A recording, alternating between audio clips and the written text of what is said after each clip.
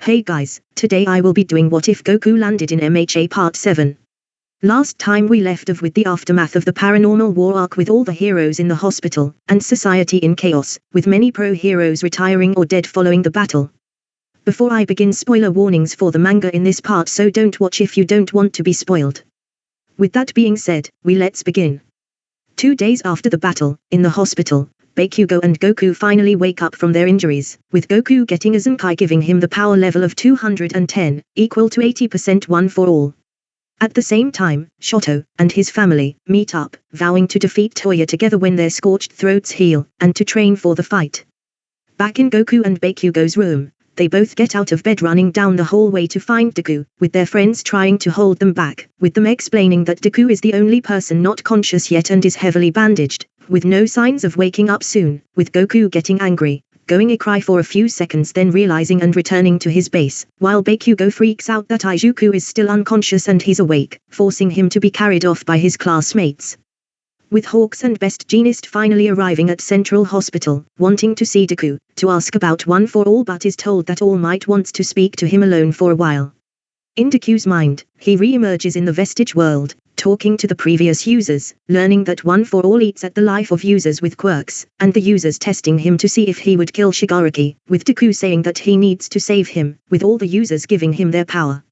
Eventually Endeavor, Best Jeanist, and Hawks enter the room and ask All Might about One for All, to which he tells them everything. 3 days later, the pro-heroes hold a conference where they reveal that most of the things that Dabi said were true, and claiming they don't know what One for All is to protect Deku, also revealing that hero schools like UA will be acting like shelters to protect the public due to the high hero retirement and crime rates. Ending it by Endeavor once again asking the public to just watch him. Back at Heights Alliance Dorm, all the members of Class 1AM are surprised by personalized letters from Izuku, confessing the truth behind One for All, and how All for One and Tamura are after him, and that he must leave because of it. To which Goku reacts, calling Deku stupid, scrunching up the letter, sensing Deku's key signature, and flying out the window to join him. Meanwhile in an unknown city, alone and dejected Izuku, wearing braces on his arms and Gran Torino's scarf over his neck, unenthusiastically notices a big villain attacking Ketsubu's U Academy. The villain is revealed to be the escaped Muscular, who is attacking Grand, who is pinned to the ground by muscular fibers, with him struggling to try to hold him off by releasing a tremoring earth attack, disorientating the villain for a second before he continues pushing. Suddenly they hear a smash as Muscular is sent crashing into a collapsed building, with the dust clearing to reveal Deku carries the injured Grand to Turtleneck, then releasing a cloud of smoke, while hovering above the city using float, using danger sense to dodge incoming attacks, then using Black Whip to slam Muscular to the ground, asking Muscular where All for One is. To which Muscular replies saying he has no clue, breaking through Black Whip, charging at Deku demanding him to use his full power. Deku agrees, sending a 50% smash to Muscular's stomach, beating him, then dropping him off at a police station, then flying off, sensing no more danger, calling All Might to tell him to meet him. While flying to the meetup, he is intercepted by Goku, who demands to know why he left them, with Deku saying that he needs to protect them by staying away, and that One for All's mission is to beat All for One, so he must fight back. Hearing this, Goku thanks Deku for trying to protect them, but then telling Deku that he is stronger than him, so he should be the one protecting him, joining Deku on his crusade, giving him some food Inko made for him.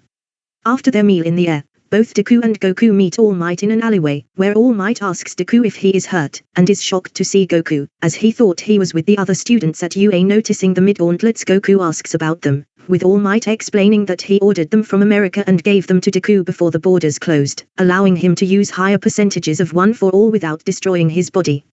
All Might then gives Deku a meal, but he rejects it, saying that Goku already fed him and he is full up, so Goku takes it, eating it in seconds, asking if there is any more, making everyone laugh. After this, All Might gets a call from Endeavor and Hawks, while Goku and Deku sense danger, so rush off to save people. Night falls in another city and they sense a group of people attacking a tall woman because she looks like a villain due to her mutation quirk, so they stop the fight, with Goku carrying her to the UA shelter so she is safe, while also topping up on supplies, and eating again. As night falls, Deku's phone is shot by a projectile, destroying his GPS tracker and stopping communication with the other pro-heroes. In the projectile there was a microphone, demanding that Deku surrenders, if he wants to keep his limbs. At the same time, Goku arrives, blocking another shot, which only pushes him back, as Goku is bulletproof so it barely left a bruise. Seeing the bullet, Deku realizes that the assassin is Lady Nagant, so he has to be cautious, running away, using Black Whip and One for All, with danger sense to dodge, while Goku just sits there getting shot, trying to sense her faint ki signature, firing a ki blast, but they keep on missing as she uses airwalk to relocate and shoot at Deku again. In the sky, Deku moves in a zigzag pattern to stay out of Lady Nagant's line of sight, deducing she can't move as fast as he can, so he will catch up to her before she can reposition herself. He suddenly senses a bullet coming for him from behind and deflects it, but another one nearly grazes his stomach but is intercepted by Goku.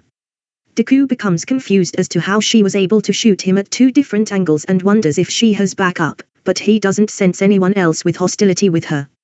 He then realizes that since All for One contracted her, he must have given her another quirk.